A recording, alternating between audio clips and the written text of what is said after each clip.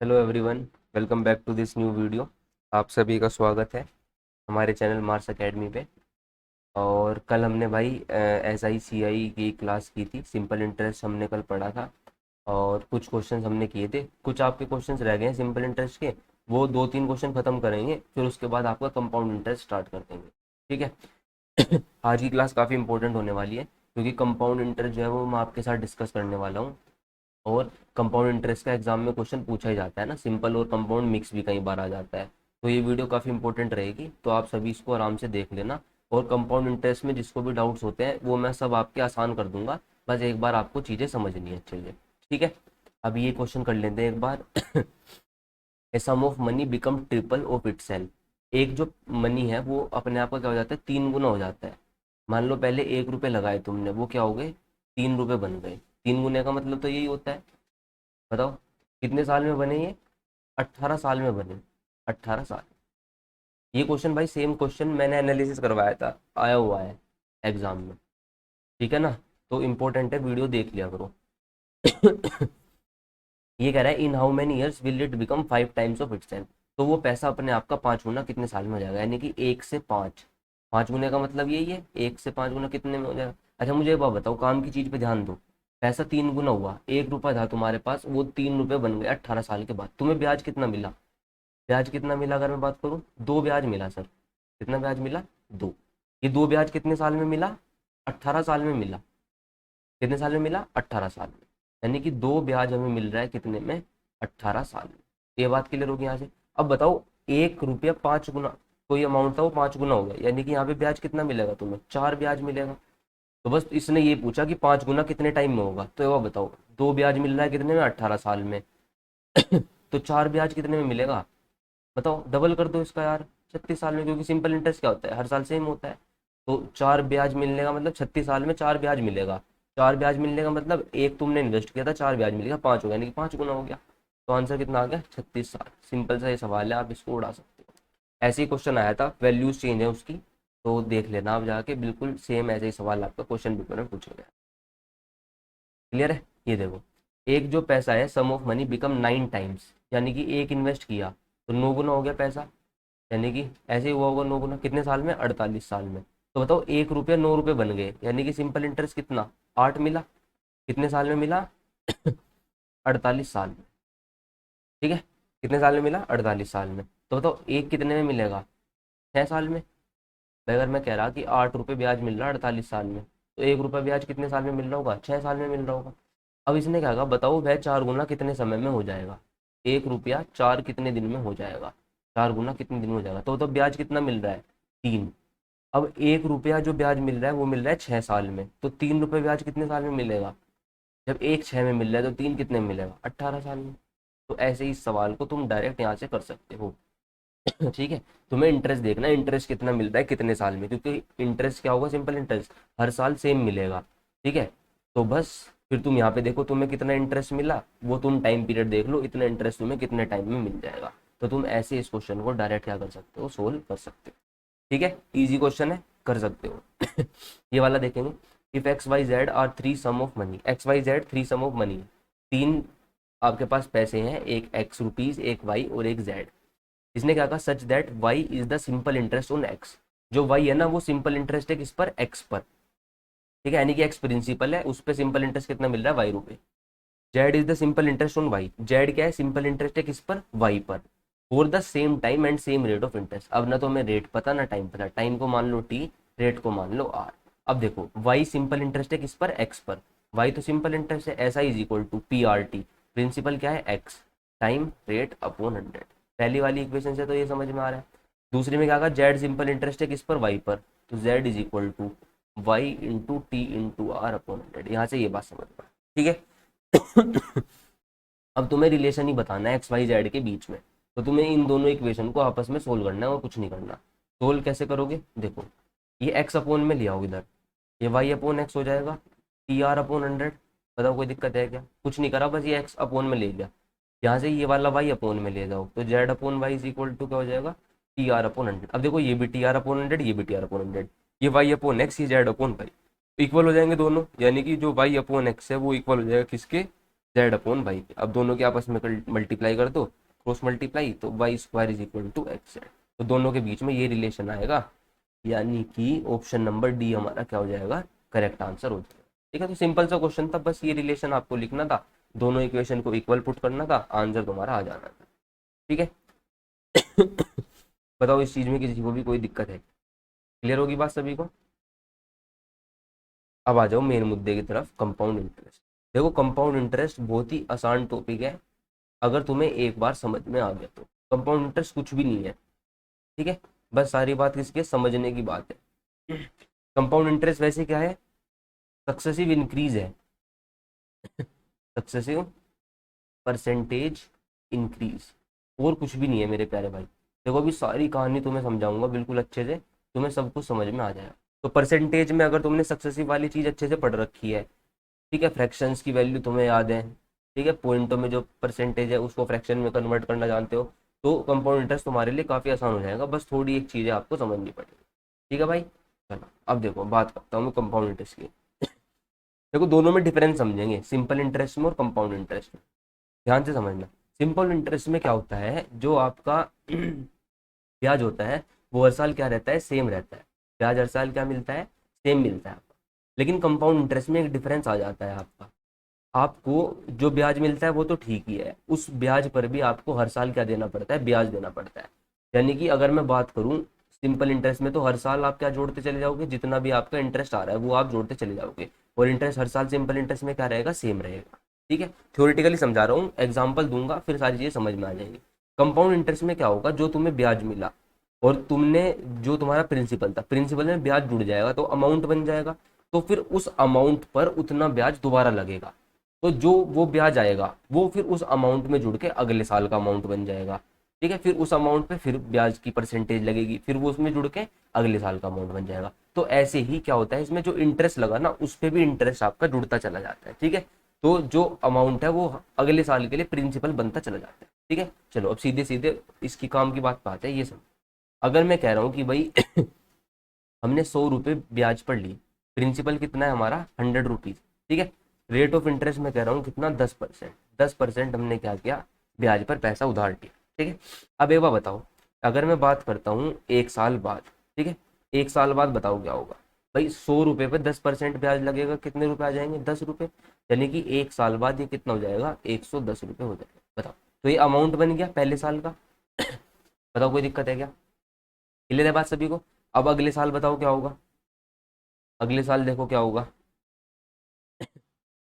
अगले साल कुछ नहीं होगा सर, सिंपल इंटरेस्ट तो क्योंकि हर साल सेम होता है, तो अगले साल सर फिर 10 रुपये इंटरेस्ट लग जाएगा।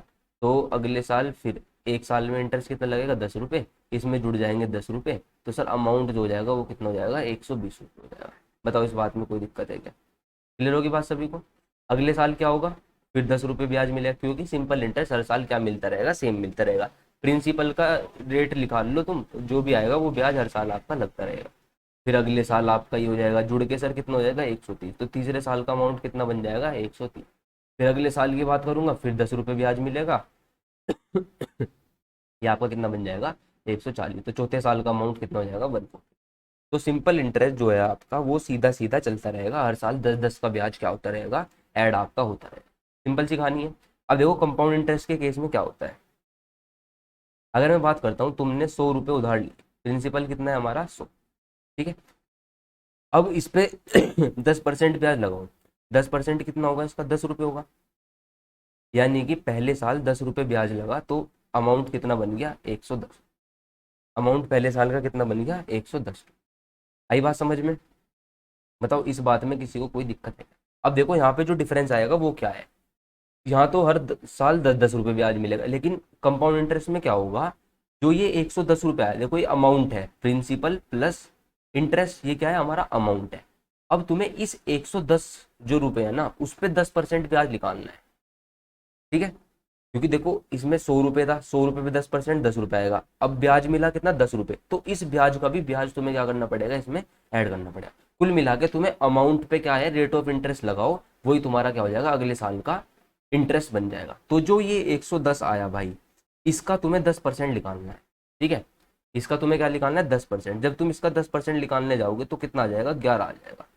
ठीक है, कितना आ जाएगा, 11 आ जाएगा। ये किसका आ गया, सेकंड ईयर का क्या आ गया, इंटरेस्ट आ गया। ये इसमें जोड़ दो, ये कितना हो जाएगा आपका 121। 121 क्या आ गया, अमाउंट आ गया सेकंड ईयर का। अब तुमने अगर एक बात नोटिस करी हो, जो ये अमाउंट है सेकंड ईयर का कितना है, 121 रुपये। तो जो ये अमाउंट है ना फर्स्ट ईयर का, ये प्रिंसिपल बन जाएगा। ये किसके प्रिंसिपल बन जाएगा, किसके लिए, सेकंड ईयर के लिए। ये बन जाएगा भाई क्या, सेकंड ईयर का प्रिंसिपल। ठीक है, जो दूसरा साल है ये, इसका प्रिंसिपल बन जाएगा, क्योंकि इस पे ही तुमने क्या निकाला, 10% निकाला। तो उसका 10% तुमने इसमें जोड़ दिया 11, तो वो 121 हो गया, अमाउंट हो गया किसका, सेकंड ईयर का। बताओ इतनी बात समझ में आएगा। अब कुछ नहीं करना, अब तीसरे साल का हमें अमाउंट निकालना, तो 121 रुपये हो गया टोटल। भाई 2 साल के बाद की अगर मैं बात करूँ, तुमने 100 रुपये इन्वेस्ट किए थे, कंपाउंड इंटरेस्ट लगने के बाद तुम्हारे पास पैसा कितना हो गया 2 साल के बाद, 121 रुपये। अब फिर इस पे कंपाउंड लगेगा, 10% लगा दो। अब तुम्हें किसका, 121 का 10% निकालना है। ठीक है, 121 का 10% कितना आएगा जी, 12.1 आएगा। तो ये आपका क्या आ जाएगा, थर्ड ईयर का इंटरेस्ट आ जाएगा। ठीक है, थर्ड ईयर का इंटरेस्ट कितना आ जाएगा, 12.1 रुपये। तो जब तुम इसे इसमें ऐड कर दोगे तो कितना हो जाएगा, ये 133.1। तो 133.1 ये क्या आ गया, अमाउंट आ गया किसका, थर्ड ईयर का।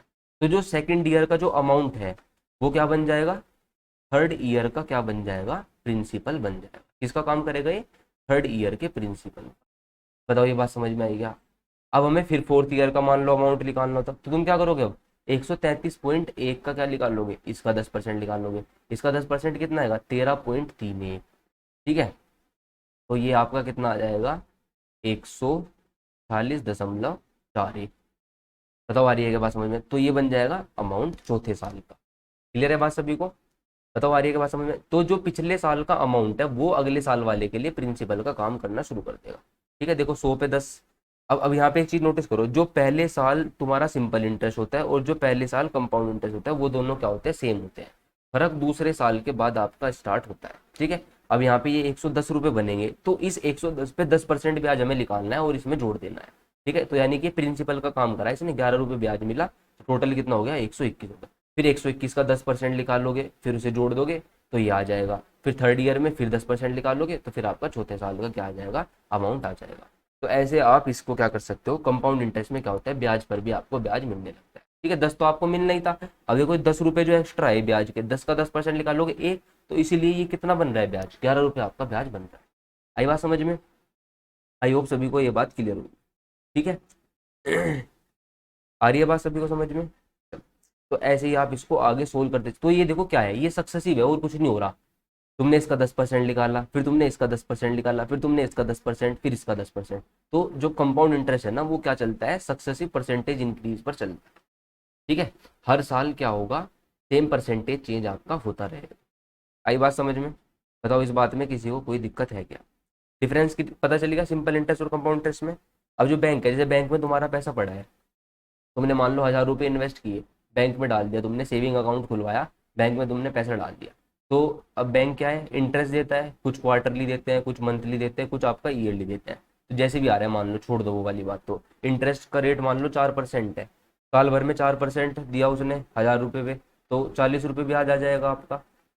अब क्या होगा, एक साल के बाद आपके अकाउंट में कितना पैसा हो जाएगा, मान लो ईयरली इंटरेस्ट मिल रहा था, 1040 रुपये हो गया आपका। ठीक है, अब 1040 पे ही तुम्हें अगले साल 4% ब्याज मिलना शुरू हुआ। यानी कि क्या हुआ, कंपाउंडेडली आपको क्या मिलता है, ब्याज मिलता है। क्योंकि जो प्रिंसिपल था वो तो पड़ा ही है, साथ में इंटरेस्ट भी आ गया 40 रुपये, तो उस 40 रुपये पर भी ब्याज मिलेगा। तो सारा काम आपका कंपाउंडेडली चलता जाएगा। ठीक है, तो बताओ ये बात सभी को समझ में आई क्या, इसमें किसी को कोई दिक्कत है क्या, क्लियर है सभी को ये बात। अब देखो बहुत मतलब अच्छी अच्छी बातें बताता चला जाऊंगा, इसको बहुत गहराई से तुम्हें समझते चला जाऊंगा। ठीक है, क्लियर सभी को। अब देखो, अब कंपाउंड इंटरेस्ट की हम बात कर रहे हैं, तो कंपाउंड इंटरेस्ट को तुम ध्यान से समझना।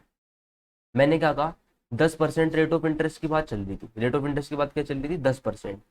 तो हर साल क्या हो रहा है, तुम्हें पता 10% का क्या हो रहा है, इंक्रीज हो रहा है। हमने पता लगा लिया पैटर्न का कि सक्सेसिव क्या होता है, compound interest successive percentage change होता है, इंक्रीज होता है। तो हर साल जब 10% इंक्रीज होगी कोई भी चीज, 10% इंक्रीज का मतलब अपने आप में तो वो 100% होगी, और 10% और इंक्रीज हो जाएगी, तो उसकी वैल्यू अपने आप का कितना हो जाएगा, 110% हो जाएगी। बताओ होगी कि नहीं होगी? देखो यहाँ पे कहानी समझो, ये 100 रुपये थे, 100 रुपये पे 10% जब ब्याज लगेगा तो ओवरऑल इसकी वैल्यू कितनी हो गई? 110% हो जाएगी इसकी। तो तुम इसका 110% जब निकालोगे तो वो कितना आ जाएगा? 110 आ जाएगा। बताओ आएगा कि नहीं आएगा? भाई एक तो तरीका है तुम 10% निकाल के इसमें जोड़ दो, और एक तुम क्या करो, इसकी वैल्यू तुम्हें पता 10% ब्याज लगेगा, 100% वो खुद है, तो 110% निकाल दो तुम इसका, तो ये भी डायरेक्ट चीज आ जाएगी। अब तुम 110 का फिर से 110% निकाल दो, क्योंकि 10% ऐसे बढ़ता रहेगा।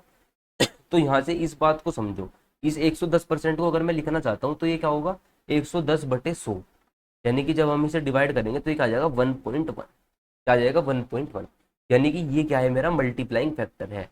ये क्या है? मेरा मल्टीप्लाइंग फैक्टर। ये बहुत इंपॉर्टेंट चीज है, इसको भाई ध्यान से समझिए। ठीक है, ये मैं डायरेक्ट ऐसे भी लिख सकता हूँ, 10% कितना होता है? 1/10। तो यानी कि 10, तो ये जो बेस में है ये प्रिंसिपल का काम करेगा, और ये किसका काम करेगा? इंटरेस्ट का काम करेगा। तो 10 रुपये तो था ही, 1 रुपया ब्याज मिल गया, यानी कि 10 से कितना हो गया? 11 हो गया। यानी कि 11/10 होगी वैल्यू। वैल्यू क्या हो गई? 11/10। 11/10 का मतलब क्या? 1.1 टाइम। तो यानी कि कंपाउंड इंटरेस्ट में क्या होगा? ये मल्टीप्लाइंग फैक्टर काम करेगा हर एक वैल्यू पे आपकी। जैसे 100 था तो तुमने देखा 10% का इंक्रीज हुआ, तो मल्टीप्लाइंग फैक्टर कितना हो जाएगा? 1.1। तो तुम 1.1 की मल्टीप्लाई करते जाओ, तुम्हारी क्या होगी? आंसर आता चला जाएगा 1.1। फिर यहाँ पे क्या करो? मल्टीप्लाई कर दो किसकी? 1, क्योंकि मल्टीप्लाइंग फैक्टर सेम रहेगा। सेम क्यों रहेगा? क्योंकि हर साल सक्सेसिव क्या हो रहा है? इंक्रीज हो रहा है, तो मल्टीप्लाइंग फैक्टर आपका क्या रहेगा? सेम रहेगा। 1.1 की मल्टीप्लाई करो, ये कितना आ जाएगा आपका? 121 आ जाएगा। फिर यहाँ पे फिर 1.1 की मल्टीप्लाई करो तो आपका कितना आ जाएगा? 11 एकम 11, 11, 11 दूनी 22। ये तो वैसे हमने लिख ही लिया था, 11 एकम 11, 13। ठीक है, यहाँ पे लग जाएगा पॉइंट। तो ऐसे देखो ये क्या होगा? मल्टीप्लाइंग फैक्टर आपका आ जाएगा। तो ये बात मैं क्यों समझा रहा हूँ? मल्टीप्लाइंग फैक्टर देखो आगे काम आएगा। तुम वैसे 10-10% निकाल के भी कर सकते हो। डायरेक्ट ये देखो, 10% इंक्रीज हो रहा है हर साल, तो 100% तो वो है ही, 10% इंक्रीज हो रहा है, यानी कि ओवरऑल इंक्रीज कितना हो रहा है हर बार? 110%। 110% का मतलब क्या है? 1.1%, 1.1। यानी कि जो मल्टीप्लाइंग फैक्टर है वो 1.1 है, यानी कि आप हर बार 1.1 1.1 की मल्टीप्लाई करते जाओ, आंसर आपका आ जाएगा।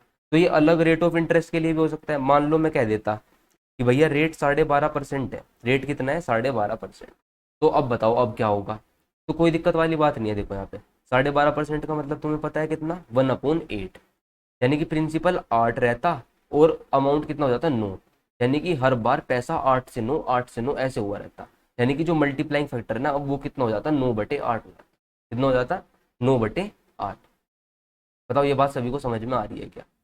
ठीक है, अगर मान लो मैं कह देता कि भाई प्रिंसिपल 6400 है, रेट ऑफ इंटरेस्ट कितना है? 12.5% है, तो तुमने पता लगा लिया जो मल्टीप्लाइंग फैक्टर है वो कितना है? 9/8। भाई अब बताओ 12.5% निकालोगे तुम 6400 का, 1/8 करोगे, फिर इसमें जोड़ोगे वही वाली चीज। अब बताओ जब एक में 1/8 जोड़ोगे तो कितना आएगा? 9/8 ही तो आता है ना। तो यही तो मल्टीप्लाइंग फैक्टर होता है।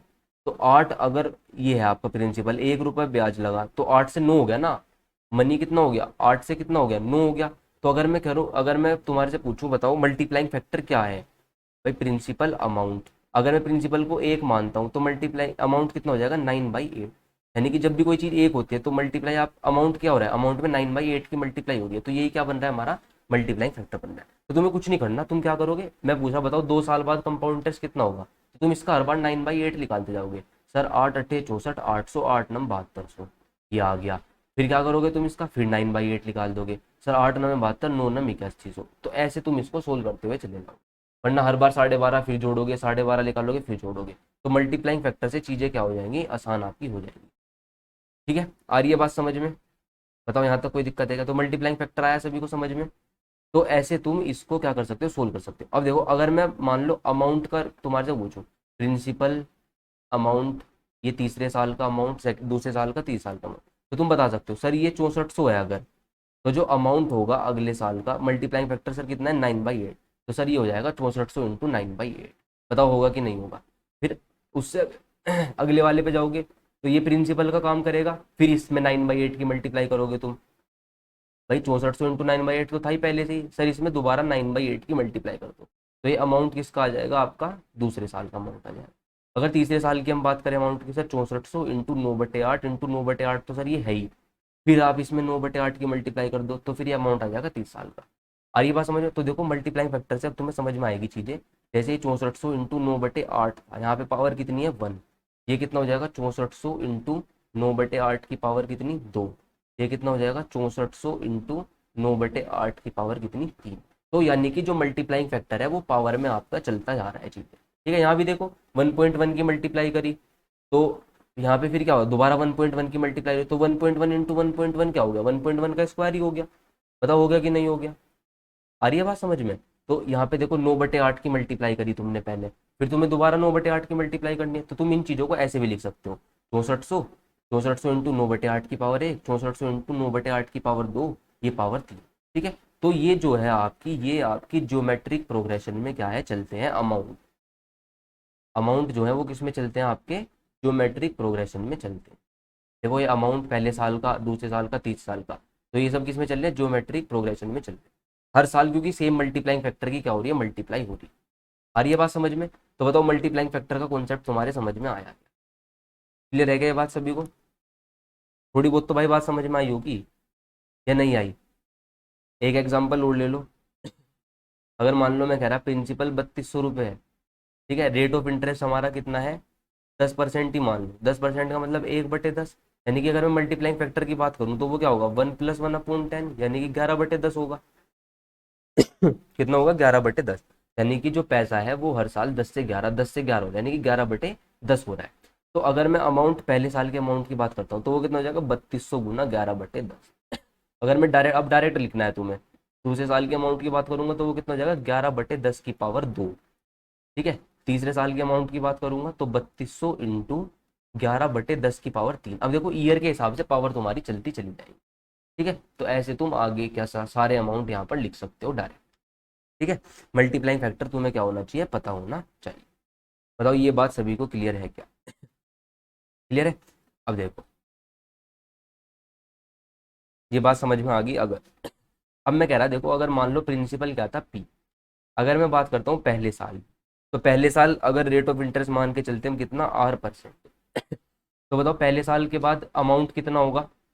अगर मैं अमाउंट की बात करूँ कि सर प्रिंसिपल तो हो गई, प्लस प्रिंसिपल पे जो इंटरेस्ट मिला होगा वो कितना होगा पहले साल, P/R/टाइम 1/100, ये हो जाएगा सर। बताओ होगा कि नहीं होगा।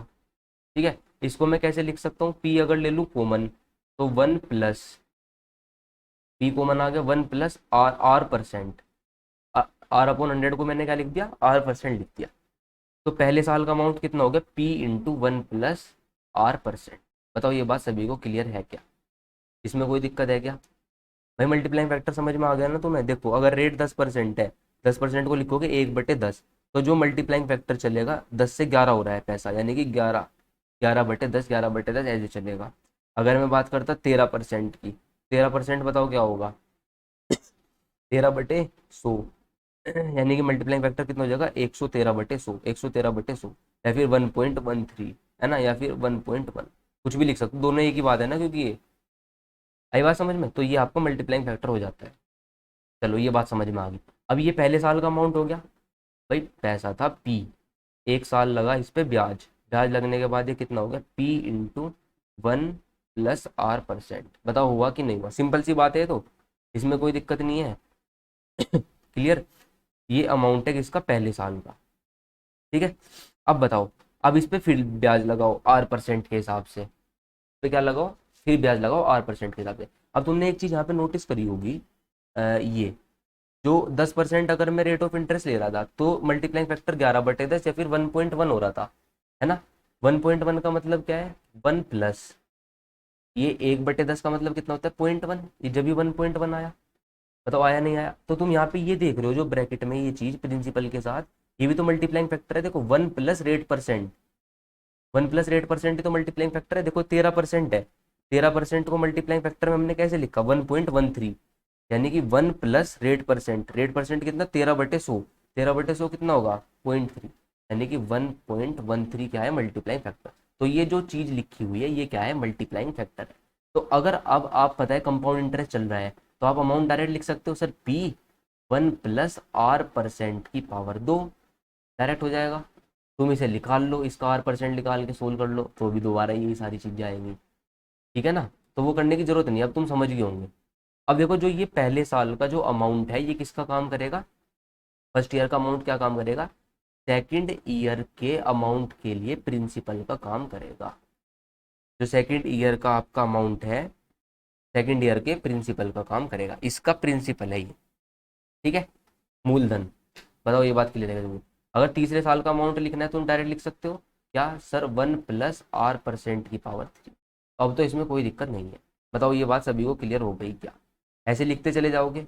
अब मेरे प्यारे भाई बताओ, अब ऐसे साल तो कुछ भी हो सकते हैं। भाई तुम्हें पता पावर दूसरे अब साल का अमाउंट है तो पावर 2 हो जाती है। देखो हमने पीछे पढ़ लिया ना ये देखो यहाँ पे, अमाउंट अगर पहले साल का तो पावर 1, अमाउंट दूसरे साल का तो पावर 2 पावर 3, है ना? तो अब अमाउंट चौथे साल का होता तो p × 1+r% की पावर 4। अब ये तो पावर मतलब टाइम पीरियड कुछ भी हो सकता है, पहला साल, दूसरा साल, तीसरा साल। तो हम इसे जनरल फॉर्मूले में कन्वर्ट कर लेते हैं। अगर मैं तुमसे कहता हूँ कि बताओ amount after n years, amount after n years, ठीक है, बताओ ए की वैल्यू क्या होगी? तो सर पी तो रहना ही था, 1+r% भी रहना ही है। अब अमाउंट आफ्टर एन ईयर की बात कर रहे हैं भाई, 1 साल बाद पावर 1 है, 2 साल बाद पावर 2 है, 3 साल बाद 3 है, तो एन साल बाद सर एन हो जाएगी पावर। बताओ होगी कि नहीं होगी? तो ये क्या हो जाएगा, p × 1+, इसे r% को क्या लिख लो, r/100 लिख लो इसकी पावर n। तो जो अमाउंट है ना वो कितना हो जाएगा, p × 1+r/100 की पावर n। क्या तुमने फॉर्मूला बचपन में रटा है कंपाउंड इंटरेस्ट का? Amount is equal to principal into 1+r/100 की पावर। तो भाई ये आपका प्रूफ हो जाता है किसका, कंपाउंड इंटरेस्ट के फॉर्मूले। देखो सारी चीजें बिल्कुल बेसिक से मैंने तुम्हें समझाई एग्जांपल लेके। अब ये तुम्हें आसानी से समझ में आ गया होगा कि हो क्या रहा है। ठीक है, तो ये आपका क्या होता है, फॉर्मूला होता है किसका, कंपाउंड इंटरेस्ट का। इसकी हमें कहीं भी जरूरत नहीं पड़ेगी लगाने की, हम बिल्कुल बेसिक से सारी चीजें पढ़ते हुए चले जाएंगे। तो फॉर्मूला प्रूव कर लिया हमने, है ना? तो आ रही होंगी चीजें तुम्हें समझ। तो ये हो गया अमाउंट का formula. Amount is equal to principal 1+r/100 की पावर। ठीक है, एन क्या है यहाँ पर, नंबर ऑफ ईयर, आर क्या है रेट परसेंटेज, पी क्या है प्रिंसिपल, और ए क्या है आपका अमाउंट। क्लियर बात सभी को? बताओ इसमें किसी को कोई दिक्कत है क्या? ठीक है भाई, ये शुरू का आधा घंटा इसलिए लगाया जा रहा है ताकि तुम्हें चीज़ें अच्छे से समझ में आ जाए, ताकि फिर क्वेश्चन में कुछ भी दिक्कत ना हो। ठीक है, मैं समझाना चाह रहा हूँ कंपाउंड टेस्ट तुम्हें अच्छे से। ठीक है, बताओ कोई दिक्कत है क्या यहाँ तक? क्लियर? अब ये वाली बातें आ गई तुम्हें समझ में, तो सारी चीज़ें समझ में आ रही है यहाँ से, कोई दिक्कत नहीं आ रहा कंपाउंड इंटरेस्ट में। चलो, अब अगर मान लो मैं बात करता हूँ कि अगर रेट ऑफ इंटरेस्ट तुम्हारा कितना दे दिया, 14.28% दे दिया। रेट ऑफ इंटरेस्ट कितना दे दिया, 14.28%। ठीक है, अब मैं तुम्हारे से पूछ रहा, बताओ कि प्रिंसिपल और तीसरे साल के अमाउंट में रेशो कितना होगा। ठीक है, अब देखो तुम्हें पता है 14.28 कितना होता है, 1/7 होता है। कितना होता है, 1/7। तुम मल्टीप्लाइंग फैक्टर बताओ मुझे सीधा। तो मल्टीप्लाइंग फैक्टर हो जाएगा कितना, 8/7। कितना हो जाएगा, 8/7। ठीक है, अब देखो मैंने तुम्हारे से क्या पूछा, प्रिंसिपल और थर्ड ईयर के अमाउंट में रेशो पूछा। तो सर ये तो पी होगा, और जो ये थर्ड ईयर का अमाउंट है ये हो जाएगा पी इंटू मल्टीप्लाइंग फैक्टर, है ना? मल्टीप्लाइंग फैक्टर कितना है, 8/7, इसकी पावर 3। क्योंकि तीसरा साल है तो पावर कितनी हो जाती है, 3 हो जाती है।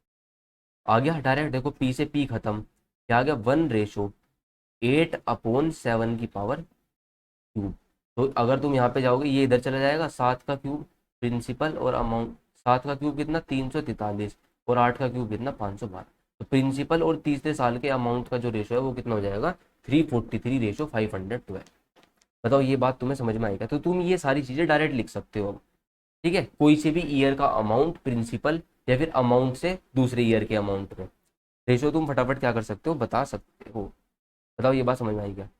भाई देखो तुम्हें फिर दोबारा बता रहा हूँ मैं, अगर हमें ऐसे लिखना होता, सर प्रिंसिपल तो पी है, अगले साल क्या हो जाता, P into multiplying factor, multiplying factor 8/7, फिर पी इंटू 8/7, ये 2 है तो पावर कितनी हो जाएगी यहाँ पर 2।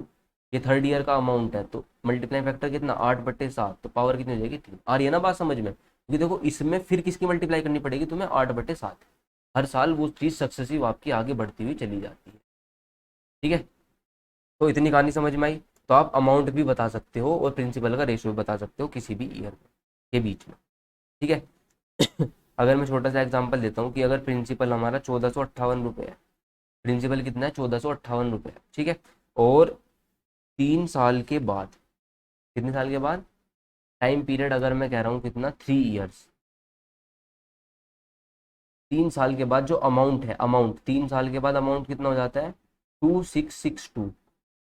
अमाउंट कितना हो जाता है, 2662। देखो एक बार ये देखो पिछले बार, ये रेट अगर 14.28%, अगर मान लो मैं एक और एग्जाम्पल देता हूँ, रेट कितना है 10%। ठीक है, तो बताओ प्रिंसिपल और चौथे साल के अमाउंट के बीच का मुझे क्या बताओ रेशो। तुमने कहा सर रेट 10% है, 10% का मतलब सर 11/10 हो जाएगा क्या, मल्टीप्लाइंग फैक्टर। ठीक है, तो अगर हम ये रेशो लिखना चाहते हैं तो तुम्हें पता है ये पावर 4 हो जाएगा, क्योंकि 11/10, 11/10 ऐसे चलेगा 4 साल तक। तो 11/10 की पावर 4 इंटू पी, और अपोन में पी से पी खत्म हो जाएगा। तो ये बस 11 की पावर 4/10 की पावर 4 आपका क्या आ जाएगा, अमाउंट का और प्रिंसिपल का रेशो आ जाएगा। तो ये बात तुम्हें समझ में आ रही है कि अगर प्रिंसिपल और मतलब कोई भी किसी भी साल का अमाउंट है, तो जो भी साल है उसकी उतनी पावर हो जाती है। ठीक है, अब देखो ये वाला सवाल उल्टा आ जाएगा। जैसे प्रिंसिपल दे दिया इसने और तुम्हें तीसरे साल का अमाउंट दे दिया और बताया 3 साल बाद हुआ ये इतना, तो वो तुम्हारे से पूछेगा बताओ रेट ऑफ इंटरेस्ट क्या है। अब सवाल उल्टा हो गया, पहले रेट ऑफ इंटरेस्ट दे के प्रिंसिपल और इसका रेशो देता था, इस बार प्रिंसिपल और अमाउंट दे दिया और रेट ऑफ इंटरेस्ट तुम्हारे से पूछ लिया। तो बताओ आसान है या भारी है, कोई भी दिक्कत नहीं है। पहले तुम क्या कर रहे, पावर बढ़ा रहे हो। ठीक है, इस 2 साल के अमाउंट का पूछा तो स्क्वायर कर रहे थे, 3 साल का अमाउंट पूछा तो क्यूब कर रहे थे, 4 साल का पूछा तो पावर 4 कर रहे थे। अब उल्टा होगा, अब क्या करोगे, जैसे 3 साल का टाइम पीरियड है, रेशो दे रखा प्रिंसिपल अमाउंट का, रेट निकालना, तो क्यूब रूट करो, क्योंकि हमें 1 साल का मल्टीप्लाइंग फैक्टर चाहिए। क्या चाहिए, 1 साल का मल्टीप्लाइंग फैक्टर, क्योंकि रेट देखो किससे पता चलता है, रेट जो था वो 1/7 था, तो मल्टीप्लाइंग फैक्टर 8/7, ये 1 साल का होता है, फिर ये पावर में चलता चला जाता है। ठीक है, तो यहाँ पे क्या होगा, जो तुम्हें रेशो मिलेगा ये 3 साल का मिलेगा रेशो, तो इस 3 साल के का तुम्हें क्या करना पड़ेगा, क्यूब रूट करना पड़ेगा। देखो भाई, ए का 3 प्रिंसिपल, ये 2662, और ये कितना था 1। अभी सवाल उल्टा हो गया, अब तुम इसे काट पीट लो एक बार, ये कट जाएगा 2 से, ये कितना आ गया 1331, ये कट जाएगा 7, 2 2 जा 4, 2 9 जा 8, ये आ गया 1331/729। ये अमाउंट आया तीसरे साल का, ये प्रिंसिपल आया। ठीक है, ये प्रिंसिपल और अमाउंट का रेशो आया। अब ये 3 साल की बात हो रही है, तो यानी कि ये मल्टीप्लाइंग फैक्टर का क्या हुआ होगा, क्यूब हुआ होगा। अब हमें क्या चाहिए, मल्टीप्लाइंग फैक्टर चाहिए। ठीक है, तो उसके लिए आपको इसका क्या करना पड़ेगा, इस बार क्यूब रूट आपको करना पड़ेगा। जब तुम इसका क्यूब रूट करोगे ना, तो हमें किसका मिल जाएगा, प्रिंसिपल का, मतलब हमें मल्टीप्लाइंग फैक्टर मिल जाएगा, वो कितना आ जाएगा 11, और ये किसका क्यूब है 9 का। यानी कि जो आपका प्रिंसिपल और अमाउंट का जो रेशो हो रहा होगा ना, वो कितना हो रहा होगा 9 से 11 पहले साल का, फिर अगले साल फिर क्या होगा 9 से 11, 9 से 11 ऐसे होता चला गया। बताओ आई क्या बात समझ में, बात क्लियर होगी सभी को। यानी कि 2 का क्या मिल रहा है, इंटरेस्ट मिल रहा है, कितने पर मिल रहा है 9 पर, तो 2/9 × 100। अब 1/9 11.11 होता है, तो ये आपका रेट ऑफ इंटरेस्ट कितना आ जाएगा, 22.22% आपका आ जाएगा। बताओ ये बात सभी को समझ में आई। ठीक है, इस बार तीसरे साल का और प्रिंसिपल का रेशो दे रखा था, तो क्या कर दोगे, 3 साल तुम्हें पता है तो क्यूब रूट कर दो। अगर 4 साल का होता रेशो तो फिर पावर 4 अंडर रूट में क्या कर देते, 4 कर देते। तो ये आपका क्या आ गया, रेशो आ गया किसका, प्रिंसिपल का और पहले साल के अमाउंट का। बस यहीं से आप रेट ऑफ इंटरेस्ट निकाल सकते हो, क्योंकि पहले साल में तो सिंपल कंपाउंड सेम होता है, और रेट ऑफ इंटरेस्ट यहीं से पता चलेगा, 2 का ब्याज लगा कितने पर, 9 पर। तो उल्टा हो गया क्वेश्चन बिल्कुल। मेरे ख्याल से ये बात सभी को समझ में आ गई। ठीक है, अगर समझ में आ गई तो एक क्वेश्चन और देता हूं मैं। अगर मान लेते हैं प्रिंसिपल हमारा कितना है, 1000 है, और अमाउंट जो है वो 3 साल बाद आपका कितना हो जाता है, 1728 हो जाता है। ठीक है, तो बताओ रेट ऑफ इंटरेस्ट कितना है। तो बड़ी आसान सी चीज़ है, तुमने देख लिया सर 3 साल की कहानी है, तो हमें इसका क्या करना पड़ेगा, क्यूब रूट करना पड़ेगा। ये 1728 था, और सर ये कितना था 1000। जब इसका क्यूब रूट करोगे तो ये तो 12 आ जाएगा, ये कितना आ जाएगा 10 आ जाएगा। तो ये प्रिंसिपल और अमाउंट का रेशो मिल गया पहले साल। दो इंटरेस्ट मिल रहा है किस पर, 10 पर इंटू 100, जीरो से गई जीरो, यानी कि जो रेट ऑफ इंटरेस्ट है वो कितना आ गया 20%। ठीक है, ये बात समझ में आ गई।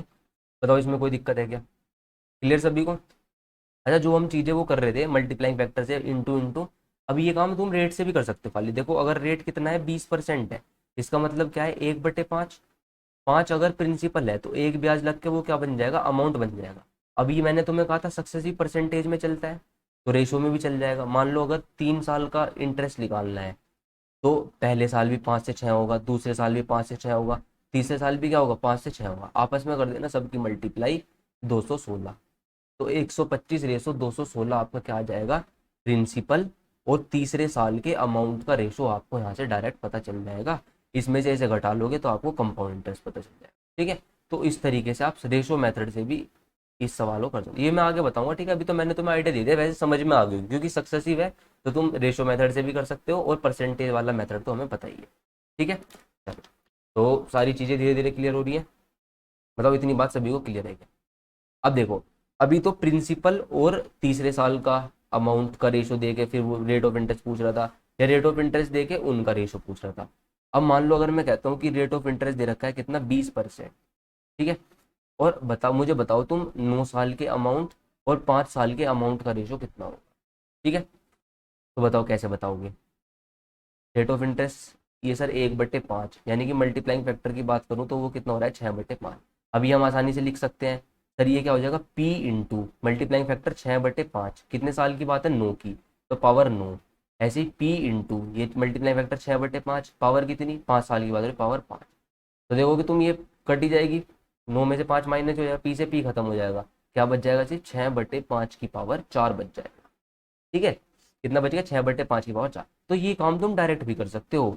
अगर उसने अमाउंट दे रखा है 5 साल का और 9 साल का रेशियो उसने पूछा है अमाउंट का, तो भाई तुम्हें पता है ये प्रिंसिपल का काम करेगा, और ये फिर इससे 4 साल बाद की बात है, तो बस ये पी हो जाएगा, और ये पी इंटू मल्टीप्लाइंग फैक्टर की पावर 4, पी से पी खत्म हो जाएगा, तो मल्टीप्लाइंग फैक्टर की पावर 4 ही हमारा आंसर बच जाएगा। ठीक है, तो तुम इस चीज को डायरेक्ट लिख सकते हो। ये पावर देखा तुमने, पावर का डिफरेंस कितना है, 4, तो बस मल्टीप्लाइंग फैक्टर की पावर 4 ही हमारा क्या होगा, इन दोनों के बीच का रेशियो हो जाएगा। ठीक है, तो ये हमारा क्या आ जाएगा, आंसर।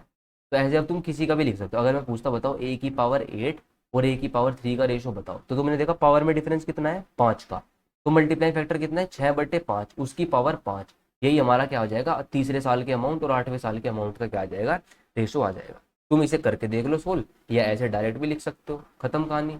तो इतना क्या सोचना है इस चीज़ में, आगे होगी बात समझ में ये भी सभी को धीरे धीरे। अब देखो, एक एग्जांपल लिखता हूँ मैं। अगर मान लो प्रिंसिपल हमारा कितना है, 175 रुपये है, मान लो प्रिंसिपल कितना है, 175 रुपये। 2 साल के बाद अमाउंट बताओ, तीसरे साल के बाद अमाउंट हमें दे रखा है। ठीक है, ध्यान से समझना इस सवाल को। तीसरे साल का अमाउंट हमें दे रखा है कितना, 343। ठीक है, देखो प्रिंसिपल 175 दिया, 2 साल के बाद का अमाउंट हमें बताना है, 3 साल बाद अमाउंट हमें दे दिया कितना, 343 रुपये। ठीक है, मुझे 2 साल बाद के अमाउंट का वो बता, ध्यान से समझना देखो सारी चीज। अब प्रिंसिपल पता है और तीसरे साल का अमाउंट पता है। ठीक है, तो यहाँ से क्या तुम रेट ऑफ इंटरेस्ट नहीं निकाल सकते, या मल्टीप्लाइंग फैक्टर नहीं निकाल सकते, बताओ निकाल सकते हो, नहीं भाई, तीसरे साल का अमाउंट और प्रिंसिपल रेशो ले लो ना इसका। सर 343 और 175, ये 3 साल की बात हो रही है, तो अगर मैं इसका क्यूब रूट कर दूंगा सर, तो मुझे मल्टीप्लाइंग फैक्टर पता चल जाएगा। बताओ चलेगा कि नहीं चलेगा, ये तुम्हारा कितना आ जाएगा,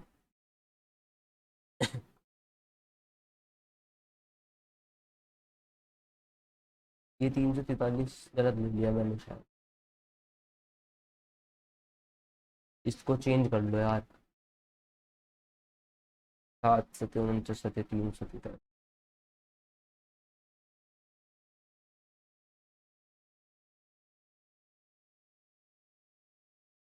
इसको चेंज करो, 1 मिनट रुक जाओ।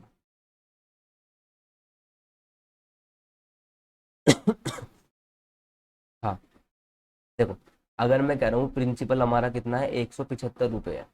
ठीक है, और दूसरे साल के 2 साल बाद का अमाउंट जो है वो कितना है,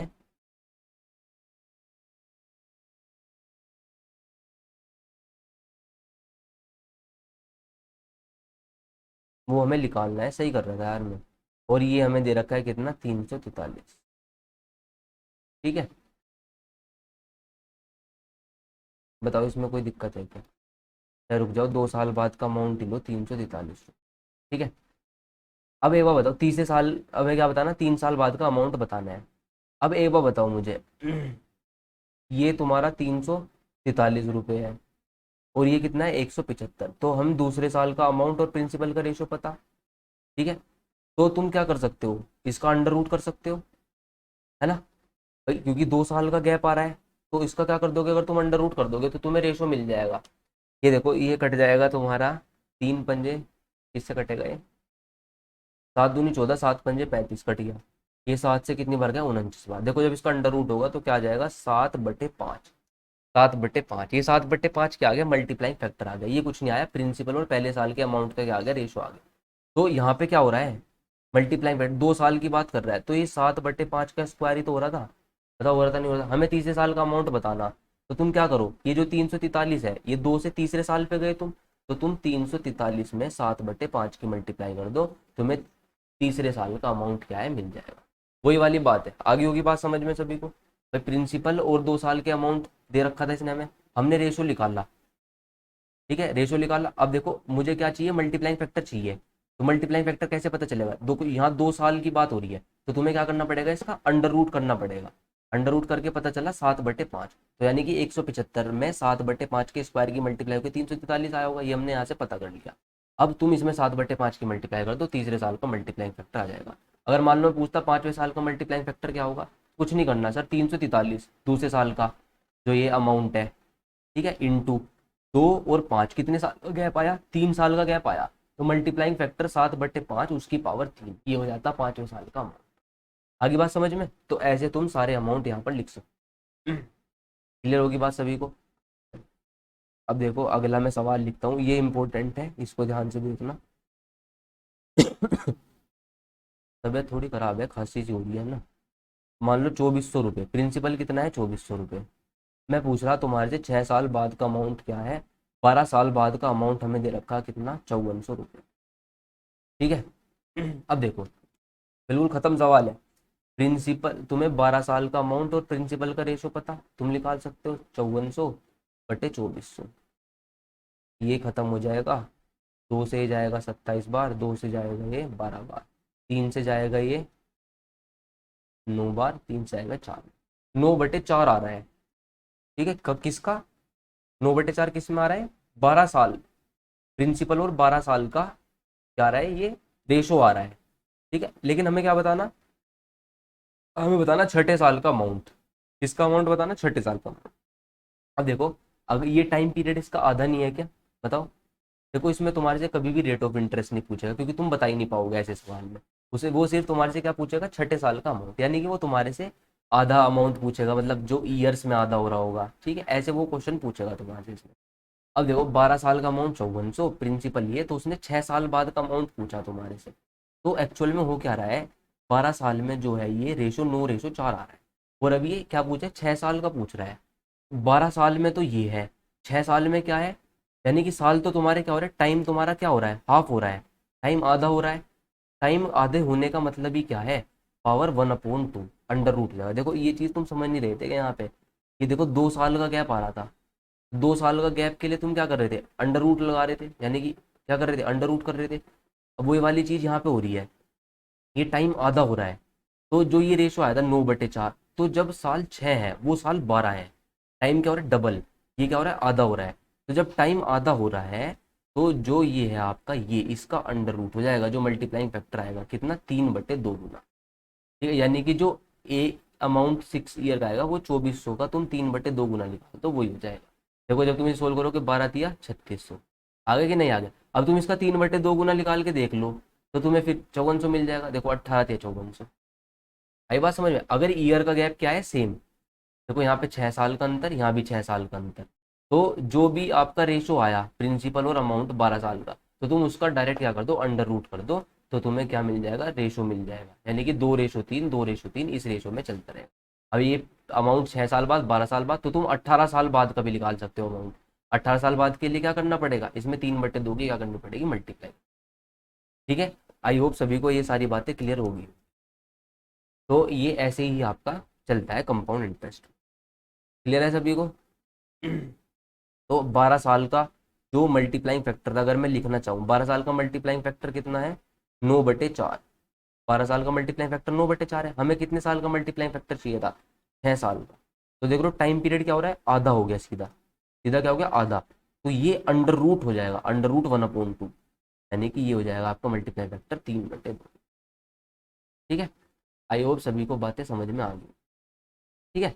अगर ये टाइम पीरियड 1/3 टाइम हो जाता, अगर 4 साल होता, तो फिर 1/3, तो फिर इसका क्या हो जाता, क्यूब रूट हो जाता।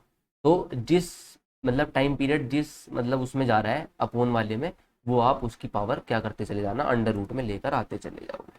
तो ये बात मेरे ख्याल से सभी को समझ में आ गई होगी। बताओ इसमें कोई दिक्कत है क्या? क्लियर है सभी को? क्योंकि रेशो तुम समझ गए होंगे, जो प्रिंसिपल से अमाउंट 6 का रेशो है वही अमाउंट जो छठे साल का है, अमाउंट 12 साल का है, वही सेम रेशो इनका है।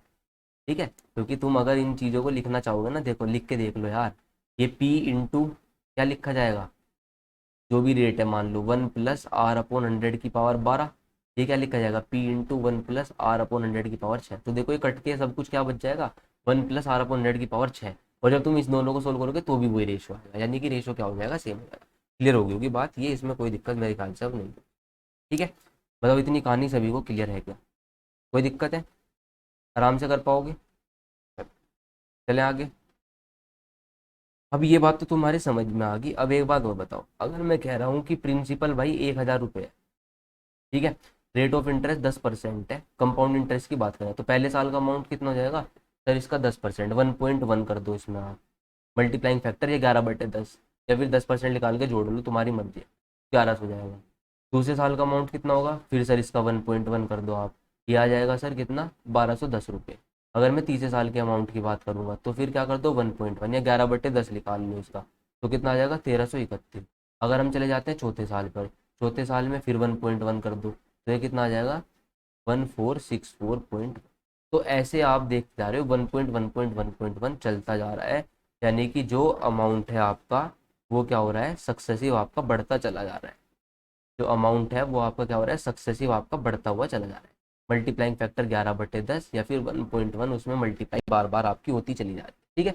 तो समझ में आ रही होगी तुम्हें, जो अमाउंट है वो क्या हो रहे हैं, सक्सेसिव आपके होते हैं किसमें, कंपाउंड इंटरेस्ट के अंदर। अब लेकिन अगर मैं बात करूं कंपाउंड इंटरेस्ट की ईयर वाइज, जैसे मान लो कहता हूँ पहले साल का कंपाउंड इंटरेस्ट कितना है, फर्स्ट ईयर का, पहले साल कितना ब्याज मिला, 1,000 पे 100 रुपये ब्याज मिला, तो पहले साल का जो कंपाउंड इंटरेस्ट है वो कितना है, 100 रुपये। पर्टिकुलर ईयर की बात कर रहा हूँ मैं। दूसरे साल का, सेकंड ईयर का, टोटल 2 साल का नहीं, सेकंड ईयर का सिर्फ दूसरे साल का ब्याज, देखो 1100 था, 1100 से अमाउंट कितना हो गया, 1210, तो यही तो ब्याज मिला होगा खाली सेकंड ईयर में। इसे घटाओ, इसमें से कितना आ गया, 110 रुपये। तो दूसरे साल में ब्याज कितना मिला, 110 रुपये। अगर मैं बात करता हूँ थर्ड ईयर के इंटरेस्ट, थर्ड ईयर का इंटरेस्ट कैसे पता चलेगा, इसमें से ये घटा दो, कितना आ जाएगा, 121 रुपये। थर्ड ईयर का इंटरेस्ट कितना आ गया, 121। अगर मैं बात करता हूँ चौथे साल के ब्याज की, इसमें से ये घटा दो, ये आ जाएगा कि तुम्हारा कितना, 133.1। तो जो कंपाउंड इंटरेस्ट है फर्स्ट ईयर का, जो कंपाउंड इंटरेस्ट सेकंड ईयर का, थर्ड ईयर का और फोर्थ ईयर का, हर एक साल के अलग अलग लिखी है मैंने। भाई पहले साल 100 रुपये ब्याज मिला, दूसरे साल 110 मिला, तीसरे साल ये मिला, ये मिला। तो जो कंपाउंड इंटरेस्ट है इसे देखो, ये क्या 1.1 टाइम नहीं हो रहा, फिर देखो क्या ये 1.1 टाइम नहीं हो रहा, क्या ये 1.1 टाइम नहीं हो रहा, यानी कि जो कंपाउंड इंटरेस्ट है ना ईयर वाइज, हर एक पर्टिकुलर ईयर का, वो भी तुम्हारा ज्योमेट्रिक प्रोग्रेशन में है, वो भी तुम्हारा क्या है, सक्सेसिव है, वो भी क्या है तुम्हारा सक्सेसिव है। तो ये बात ध्यान रखना, यानी कि जो इसका मल्टीप्लाइंग फैक्टर है वो भी कितना है, 1.1 ही है।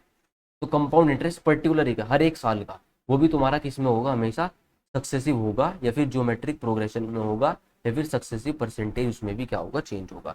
तो इस चीज को तुम्हें ध्यान रखना है। ठीक है। अमाउंट तो हमेशा क्या होंगे, सक्सेसिव में होंगे ही, लेकिन जो कंपाउंड इंटरेस्ट है हर एक साल का अलग अलग, वो भी किस में होगा, तुम्हारा जीपी में होगा।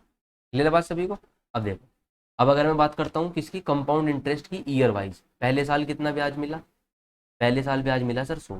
कंपाउंड इंटरेस्ट 2 ईयर्स, टोटल 2 साल का, 1,000 था तुम्हारा, 2 साल बाद पैसा 1210 हो गया, तो कितना ब्याज मिला, 210 रुपये मिला। समझ रहे हो ना डिफरेंस? कंपाउंड इंटरेस्ट टोटल 3 साल का, टोटल 3 साल का प्रिंसिपल 1,000, पैसा हो गया 1331, घटा लो, यानी कि 331 रुपये।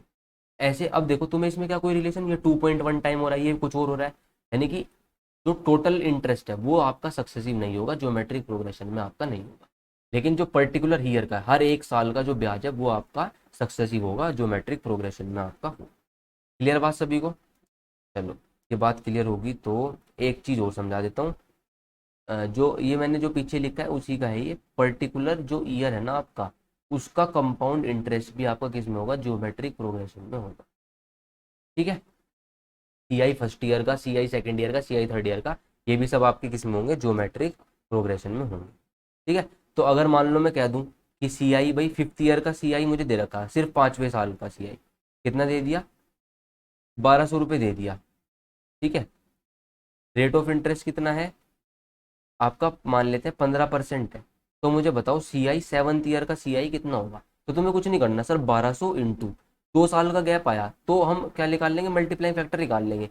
15% होता है 3/20, कितना होता है 3/20, यानी कि मल्टीप्लाइंग फैक्टर जो है वो कितना आ जाएगा, 23/20। 2 साल का है तो 23/20, और इसकी पावर कितनी, 2। 23/20 की पावर 2, ये आ जाएगा सी आई सेवन। ठीक है, अगर सिक्स ईयर का सी आई पूछता तो 1200 इंटू 23/20 कर देते। ठीक है, तुमने देखा होगा एक सवाल आता है कि फिफ्थ ईयर का सी आई 1200 रुपये है, तो बताओ सिक्स ईयर का सी आई कितना होगा। तुम 1200 का सीधा ये परसेंटेज 15% निकाल के उसमें जोड़ देते हो, तो वो अगले साल का सी आई आ जाता है। ठीक है, तो सी आई भी आपके किस में होते हैं, ज्योमेट्रिक प्रोग्रेशन में होते हैं। क्लियर होगी बात सभी को। चलो, आज थ्योरी ज़्यादा होगी थोड़ी सी, है ना, पर ये तुम्हें अगर चीज़ें समझ में आ गई तो फिर जो कंपाउंड इंटरेस्ट है वो तुम्हारी चीज़ें बहुत आसान हो जाएगी। सवाल देख लो फटाफट। बताओ कंपाउंड इंटरेस्ट 12,500 रुपये पर बताना है तुम्हें। रेट ऑफ इंटरेस्ट दे दिया कितना, 12%। Compounded yearly for 2 years, time period कितना दे दिया, 2 साल। ठीक है, कोई बात नहीं है, देखो 12% है, 12% का मतलब क्या होगा, 3/25 होगा कि नहीं होगा। यानी कि जो मल्टीप्लाइंग फैक्टर है वो कितना होगा, 28/25। अब बस 12,500 प्रिंसिपल है। ठीक है, इसका तुम क्या कर लो, 28/25 का स्क्वायर कर लो, ये क्या आ जाएगा तुम्हारा, अमाउंट आ जाएगा। वैसे निकालने की जरूरत नहीं है अमाउंट, पर निकाल लो अमाउंट, क्या दिक्कत है। देखो जब तुम इसे काटोगे, 25×5 125, 500, फिर 25 से कट जाएगा, 25×2 = 50, ये कितना आ गया, 20। तो 20 इंटू 28 का स्क्वायर कितना होता है भाई, 8×8 = 64, 784 होता है शायद, है ना। सही लिखा मैंने, गलत लिखा, देख लेते हैं सोल्व करके। 8×2 = 16, 7×2 = 14, 15, यानी कि 15,680 रुपये अमाउंट आ गया। तो 12,500 इसमें से घटा दो, तुम्हें ब्याज पता चल जाएगा, 0,8 1, 3,180 रुपये क्या आ गया, ब्याज आ गया। तो ये क्या आ गया, हमारा कंपाउंड इंटरेस्ट आ गया। ठीक है, रेशो से भी कर सकते हो आप इसे, देखो 25 था, ठीक है, प्रिंसिपल 25 था, तीस से ही 3 रुपये ब्याज मिला, 25 से पैसा कितना हो गया, 28 हो गया। ठीक है, अब 2 साल के लिए है तो 25 से फिर 28 हो गया, यानी कि दोनों के आपस में मल्टीप्लाई कर दो, 625। 28 का स्क्वायर कितना, 784। तो 625 प्रिंसिपल है, इसकी वैल्यू कितनी है, 12,500। कंपेयर करो, एक की वैल्यू निकाल लो। देखो ये 2 बार जा रहा है, एक की वैल्यू कितनी आ गई, 20। एक की वैल्यू कितनी आ गई, 20। हमें क्या बताना है, कंपाउंड इंटरेस्ट। कंपाउंड इंटरेस्ट देखो, 625 से पैसा 784 हो गया, अमाउंट का रेशो आ गया। इसमें से घटा लो, वही हमारा क्या होगा, कंपाउंड इंटरेस्ट, 9 और 7 में से 2 गए 5, 59। 159 आपका क्या है, ब्याज, एक की वैल्यू 20, तो 159 की वैल्यू कितनी हो जाएगी, 159 × 20, वो भी कितना आ जाएगा आपका, 3180। ठीक है, आगे होगी बात सभी को समझ में। बताओ इसमें किसी को कोई दिक्कत है क्या, क्लियर सभी को, आसानी से तुम ये सारी चीजें सोल्व कर सकते। What is the compound interest on 48,000 at 5% per annum for 2 years if the interest is compounded yearly. Same सवाल है। ठीक है, अगर 48,000 रुपये है तो प्रिंसिपल हो गया तुम्हारा, देखो 5% का मतलब क्या होता है, 1/20। ठीक है, यानी कि जो मल्टीप्लाइंग फैक्टर है वो कितना होगा, 21/20। तो अमाउंट की अगर हम बात करें तो हम अमाउंट निकाल सकते हैं, 21/20 इंटू 21/20 पावर 2, है ना। ये देखो 0 0 से 2 0 हटाओ, 2×2 = 4, 4 से कितनी बार गए, 120 बार। तो 120 इंटू 441। ठीक है, 12×1 = 12, 12×4 = 48, 12×4 = 48 और 4 = 52, 52,820 आ गया अमाउंट। लेकिन हमें क्या बताना था, इंटरेस्ट बताना था, कंपाउंड इंटरेस्ट। अमाउंट में से प्रिंसिपल घटा दो तुम, 48,000 वही ब्याज है, तो 0, 2, 8 और 12 में से 8 गए 4, 4,820 रुपये हमारा क्या आ जाएगा, ब्याज। गलत हो गया क्या कहीं, 12×1 = 12, 12×4 ये क्या था, 0, 12×1 = 12, 12×4 = 48 और 1 49, सॉरी भाई, 12×4 = 48, 52,920 हो रहा है, सॉरी। 52,920 में से ये घटा दो तो कितना आ जाएगा, 4920। ये हमारा क्या हो जाएगा आंसर। रेशो मेथड से भी कर सकते हो तुम इसे, है ना। 5% को 20 से 21, 20 से 21 लिख सकते हो, और ये 400, ये 441। 400 की वैल्यू कितनी दे रखी है प्रिंसिपल की, 48,000। तो एक की जो वैल्यू है वो कितनी आ जाएगी, 120। इंटरेस्ट कितना मिला, 41, 41 की वैल्यू बतानी है। तो 0, 12 एकम 12, 12 चौक 48, एकम 2920। ठीक है, कैसे भी आप इन क्वेश्चन को सोल्व कर सकते हो। ठीक है, इजी है, आसानी से तुम इनको सोल्व कर सकते हो। ये वाला सवाल रहेगा तुम्हारे लिए होमवर्क, इसको तुम कमेंट सेक्शन में बताना। कमेंट सेक्शन में बच्चे आंसर कर दें, बहुत अच्छा लगता है। ठीक है, तो इस क्वेश्चन को भी तुम्हें आंसर करके बताना है। फिर और इसके नए मेथड बताऊंगा। ठीक है, ऐसे ऐसे मेथड बताऊंगा जिससे तुम्हें इस कंपाउंड इंटरेस्ट में कभी भी कोई दिक्कत नहीं हो। ठीक है, तो चलिए आज की वीडियो में इतना ही। आज थोड़ा थ्योरी ज़्यादा थी, पर ये थ्योरी अगर तुम्हें समझ में आ गई तो फिर तुम्हें आगे चैप्टर में कोई दिक्कत नहीं आएगी। ठीक है, चलो, थैंक यू एवरीवन।